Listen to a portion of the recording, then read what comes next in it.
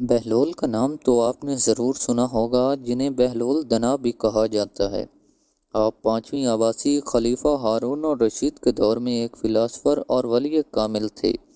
ان کا کوئی گھر یا ٹھکانہ نہیں تھا، شہر میں ننگے پاؤں پھرتے اور جس جگہ تھک جاتے وہیں ڈیرے ڈال لیتے۔ بعض لوگوں نے انہیں مجذوب بھی لکھا ہے، کیونکہ وہ عشق الہی میں گم اور ارد گرد کے ماحول سے بے خبر ہوتے تھے۔ بہت کم لوگوں کی طرف توجہ کرتے، لیکن جب کبھی عوام الناس کی طرف منہ کرتے تو حکمت و دانائی کی بہت ہی عجیب و غریب باتیں کرتے۔ کوفہ میں پیدا ہونے والے بہلول کا اصل نام وہب بن عمرو اور تعلق عرب قبیلے بنو امان سے تھا۔ ان کے والد چھٹے امام جعفر صادق کے شاگرد تھے، لیکن کچھ وقت ساتویں امام موسیٰ کاظم کی صحبت میں بھی گزارا۔ بہلول کا شمار بھی امام موسیٰ کاظم کے پیروکاروں میں ہوتا ہے۔ جب خلیفہ ہارون الرشید نے امام موسیٰ کاظم کو قید کرنے کے بعد ان کے تابعین کے خلاف کارروائیاں شروع کی تو وہب اور کچھ دوسرے لوگوں نے امام سے قید خانے میں ملاقات کر کے آئندہ لایا عمل کے لیے ہدایت مانگی۔ امام عالی مقام نے جواب میں ایک لفظ جیم لکھ کر اپنے عقیدت مندوں کے حوالے کر دیا۔ ہر شخص نے جیم کو اپنے اپنے انداز میں لیا، کچھ نے اسے جلا وطن سمجھا اور بعض نے اس کے معنی جبل یعنی پہاڑوں میں روپوشی لیا، لیکن وہب نے اسے جنون یعنی مجنونیت میں تبدیل کر دیا۔ انہوں نے اپنی شاہانہ زندگی ترک کی اور پھٹے پرانے کپڑے پہن کر گلیوں میں نکل آئے۔ خلیفہ ہارون الرشید سے ان کی ملاقات 188 ہجری میں خلیفہ کے سفر حج کے دوران کوفہ میں ہوئی، جس کا ذکر امام ابن کثیر نے بھی کیا ہے۔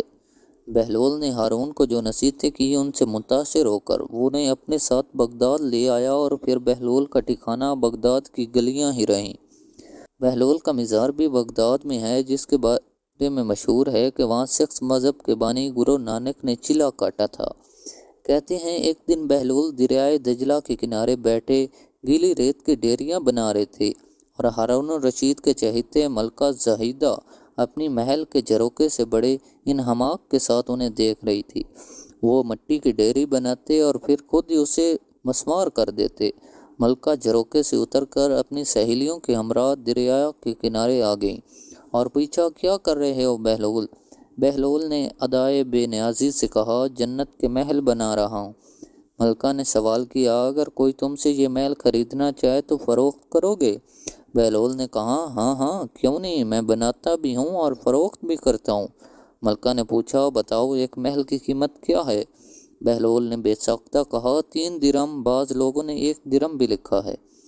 ملکہ کے حکم پر بہلول کو 3 درہم اسی وقت ادا کر دیے گئے۔ یہ واقعہ ملکہ نے اپنے شوہر خلیفہ ہارون الرشید کو بتایا، جسے خلیفہ نے مذاق میں ٹال دیا، لیکن رات کو ہارون نے خواب میں جنت کے مناظر دیکھے، جن میں آبشاروں اور مرغزاروں کے علاوہ خوبصورت محلات بھی شامل تھے۔ سرخ یاقوت کے ایک محل پر اس نے زبیدہ کا نام بھی لکھا دیکھا۔ ہارون نے سوچا کہ دیکھوں تو صحیح، کیوں کہ یہ میری بیوی کا گھر ہے۔ وہ محل میں داخل ہونے کے لیے جیسے ہی دروازے پر پہنچا، دربان نے اسے روک لیا۔ ہارون الرشید کہنے لگے، اس پر تو میری بیوی کا نام لکھا ہے، اس لیے مجھے اندر جانا ہے۔ دربان نے کہا، نہیں، یہاں کا دستور الگ ہے، جس کا نام ہوتا ہے صرف اسی کو اندر جانے کی اجازت ہے، لہذا آپ کو محل داخل ہونے کی اجازت نہیں۔ جب دربان نے ہارون کو پیچھے ہٹایا تو اس کی آنکھ کھل گئی، لیکن بیدار ہونے پر خیال آیا کہ اللہ تعالیٰ نے زبیدہ کے حق میں بہلول کی دعا قبول کر لی ہے۔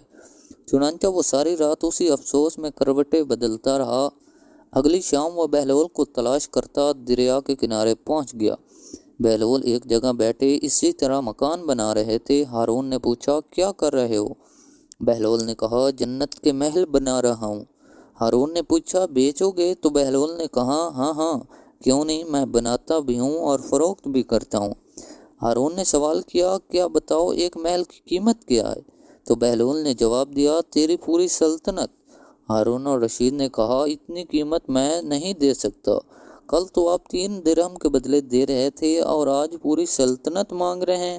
بہلول نے کہا، خلیفہ کل بن دیکھے معاملہ تھا، آج تم محل دیکھ کر آئے ہو۔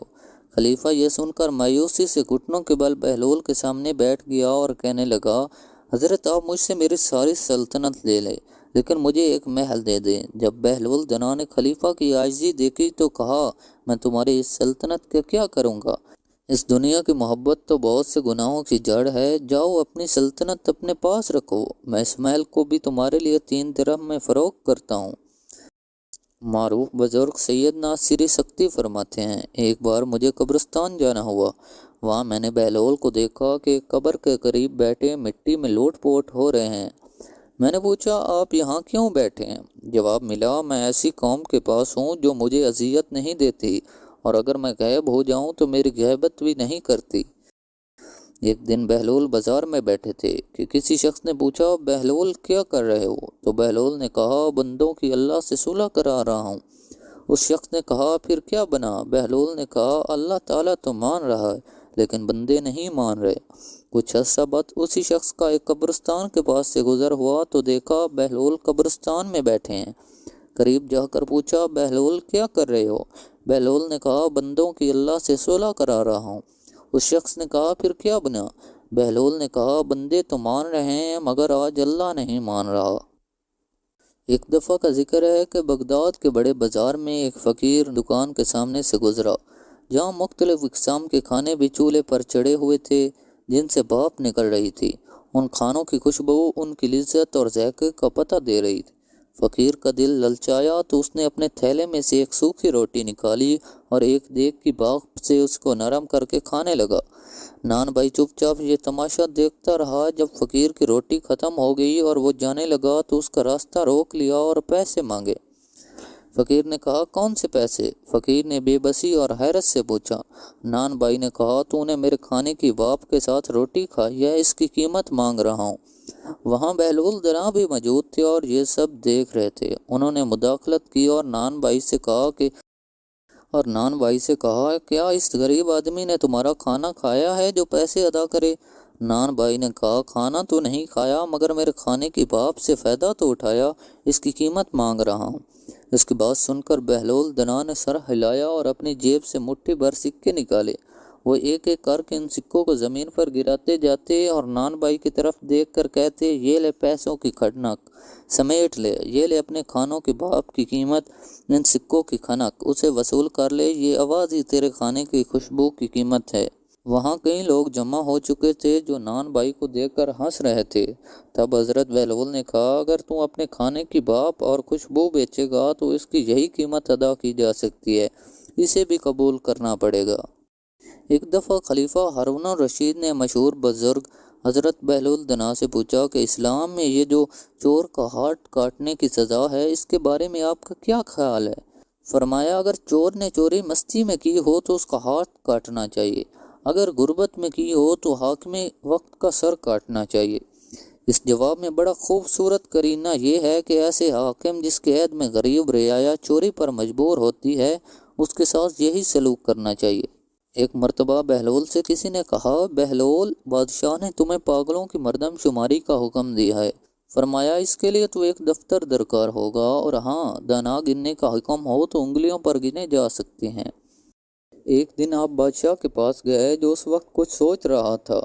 آپ نے پوچھا، سوچتے کیا ہو؟ اس نے کہا، میں اس وقت دنیا کی بے وفائی پر غور کر رہا ہوں کہ اس بے وفا نے کسی سے بھی وفا نہیں کی۔ آپ نے کہا، اگر دنیا وفادار ہوتی تو تم آج بادشاہ کیوں کر بن سکتے؟ بس اس قصے کو جانے دو اور کچھ اور سوچو۔ ایک دفعہ بارش کی کثرت سے اکثر قبروں میں ایسے شگاف پڑ گئے کہ مردوں کی ہڈیاں اور کھوپڑیاں نظر آنے لگی۔ بہلول قبرستان میں چند کھوپڑیاں سامنے رکھے دیکھ رہے تھے کہ اتفاقاً بادشاہ کی سواری بھی آ نکلی۔ اس نے انہیں شغل میں مصروف دیکھ کر پوچھا، بہلول، یہ دیکھ رہے ہو؟